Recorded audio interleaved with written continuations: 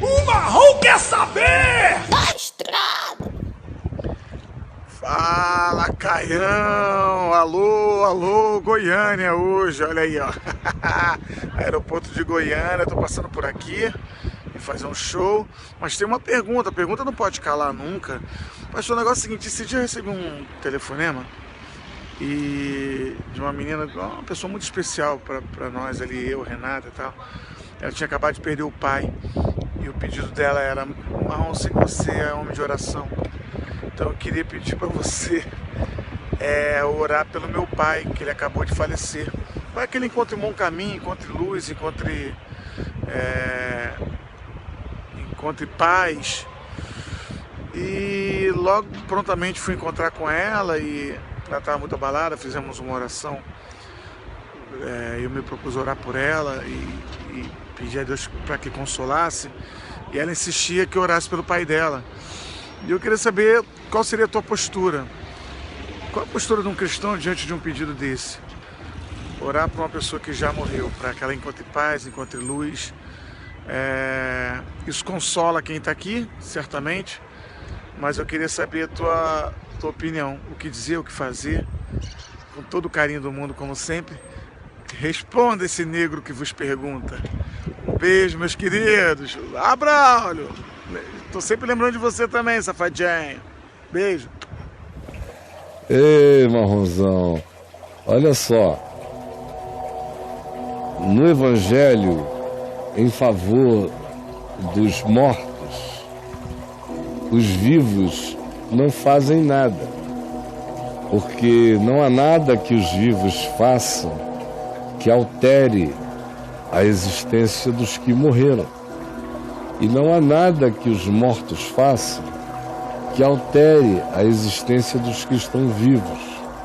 Como disse Jesus na parábola do rico e do Lázaro, há um grande abismo posto entre nós e vós, de tal modo que os que querem ir daqui para aí não podem e vice-versa.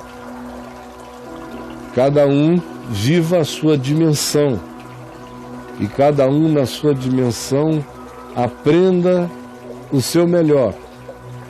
Com relação àquele que a família olhe e veja que não partiu no seu melhor, ao contrário, às vezes partiu no seu pior, que é o que provoca essas angústias familiares, é imaginar que o indivíduo não tenha sido bem agasalhado na eternidade, não tenha encontrado uma morada, não tenha sido recolhido, não tenha sido abraçado, esteja órfão de céu, órfão de graça, órfão de Deus na eternidade. E é por isso que elas pedem para você rezar ou pedem para você orar. Mas isso faz parte da angústia saudosa e preocupada dessas pessoas. É um sentimento de insegurança sobre o que teria atingido, o que teria alcançado essas pessoas. Mas não há nada eficaz a ser feito. Toda e qualquer coisa a ser feita faz-se em favor dos que aqui estão. Eu vou muito, desde sempre, a vida inteira, pregar em muitos funerais de pessoas que morreram, às vezes, da pior maneira possível. Muito. Sem falar na quantidade enorme de gente que não tem nada a ver com igreja, com religião, com coisa alguma, mas que confia em mim, na minha atitude na vida em relação a Deus. E quando eles têm pessoas para sepultar, de vez em quando estão me pedindo para fazer isso. Quando eu consigo, quando eu posso, nem sempre eu posso, raramente eu posso, mas quando eu posso eu vou. Eu vou porque eu sei a importância de uma ida dessa para a família, especialmente quando é um filho que se suicidou. O cara fica louco, uma dor enorme. É uma dor. E as perguntas? Dói demais. E as dúvidas? E os juízos que as pessoas ouvem acerca do que teria acontecido com seu filho, ou com o pai que se suicidou, ou a mãe. ou um parente, ou uma namorada, embora seja mais raro, mas tem namoradas que se suicidam e não se suicidam por causa do namorado, se suicidam porque já eram pessoas depressivas, angustiadas, e um dia, num dos fluxos de surto, não suportaram e tomaram uma medida extrema só para se aliviarem daquela dor eternamente imediata, porém com gravidades eternas e abissais de angústia. A pessoa não suporta e dá um teco na cabeça ou faz alguma coisa. Aí você chega para sepultar essa pessoa. Se for no meio cristão, meu Deus, essa alma está ferrada, né? Tem até pastor que se nega aí. Sabia? No velório de um suicida. De um suicida. Meu Deus. Dizem pro pai, pra mãe, você sabe do que eu estou falando. Dizem pro pai e pra mãe, é uma pena, mas eu não vou não. Seu filho se suicidou. A única coisa que vocês têm que fazer é esquecer isso e servir ao Senhor. Se eu for lá, eu vou pregar como advertência, dizer: aprendam com essa pessoa. Deus. E olha, fazem assim mesmo. Caio. Viu, Marrom? Fazem assim mesmo. Então, o que eu faço? Se orar pelo morto não faz nenhum sentido. E ao mesmo tempo dizer para a família que você não vai, porque não importa quem seja o morto, se um santo ou um suicida angustiado, a oração por ele em si não é por ele, será sempre pelos que ficaram. Se os que ficaram querem que você ore, é por quem partiu.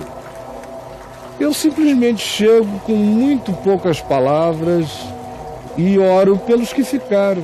Eu começo a consolá-los em oração. Vou logo falando direto com Deus acerca deles e do que foi. Não tenho nem muita falação de outra natureza a fazer. É direto com Deus. Ó Deus, muito obrigado. Porque tu acolheste essa pessoinha querida aqui. Pelo seu desespero. Mesmo que eu esteja falando de um caso extremo como um suicídio. Ou em qualquer outra situação. Né? O jovem que estava voltando de uma farra, 5 horas da madrugada, os pais cristãos ficam preocupadíssimos, angustiados, o menino morreu. Primeira coisa, será que foi para o céu ou se perdeu? Sem dizer que na igreja do indivíduo todo mundo olha com pena. Não é com aquela compaixão que se sente por uma mãe ou por um pai que estão sepultando um filho, é aquele olhar de pena dos superiores que olham com juízo e dizem se perdeu.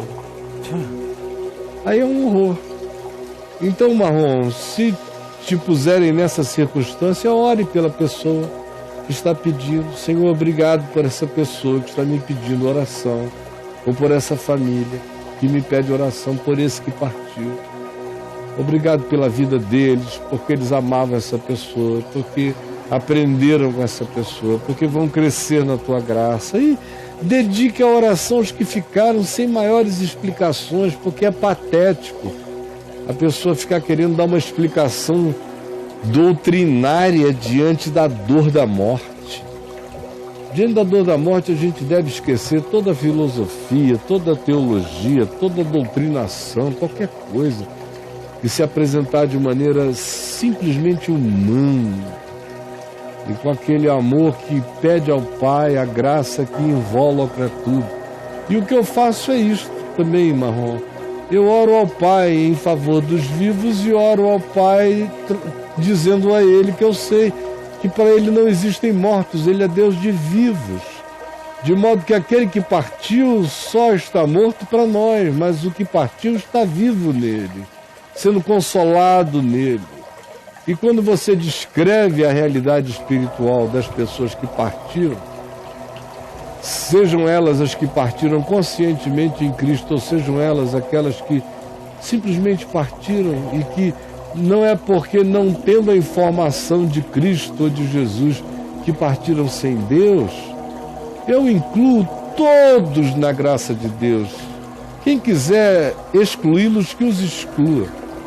Para mim estão todos incluídos nesse grande amor, e como eu não sou Deus, eu sou só uma criaturinha, eu estou no lugar certo para tratar na minha ignorância tudo no amor mais extenso de Deus em favor de todos os seres humanos.